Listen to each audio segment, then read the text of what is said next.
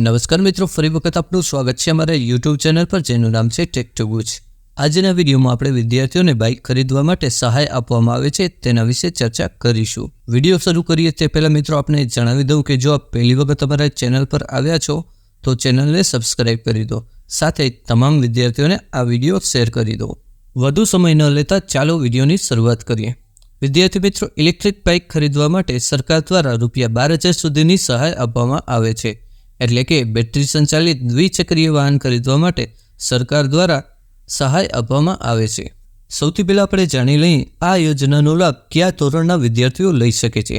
તો જણાવી દઉં મિત્રો કે આ યોજનાનો લાભ ધોરણ 9થી કોલેજ સુધી અભ્યાસ કરતા વિદ્યાર્થીઓ આ યોજનાનો લાભ લઈ શકે છે. હવે આપણે યોજનાના નિયમો અને શરતો જાણી લઈએ. આ યોજનાનો લાભ ધોરણ 9થી કરી અને કોલેજ સુધીના વિદ્યાર્થીઓ લઈ શકે છે. યોજનાનો લાભ લેવા વિદ્યાર્થીનું બેંક એકાઉન્ટ હોવું જરૂરી છે.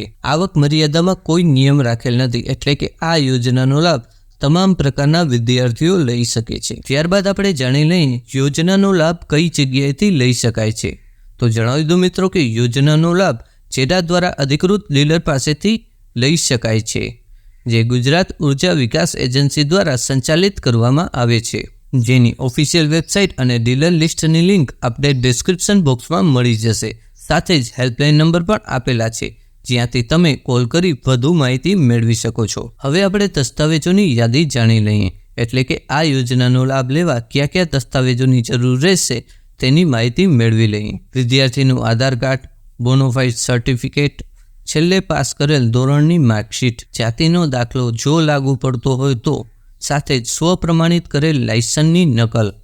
મિત્રો, આ યોજનાની વધુ વિગતો માટે આપ ઓફિશિયલ વેબસાઇટની મુલાકાત લઈ શકો છો, જેની લિંક આપને ડિસ્ક્રિપ્શન બોક્સમાં મળી જશે. મને આશા છે કે આપને વિડીયોમાં તમામ માહિતી મળી ગઈ હશે. જો કોઈ માહિતીને લઈ કોઈ પ્રશ્ન હોય તો આપ કોમેન્ટ બોક્સમાં લખી શકો છો.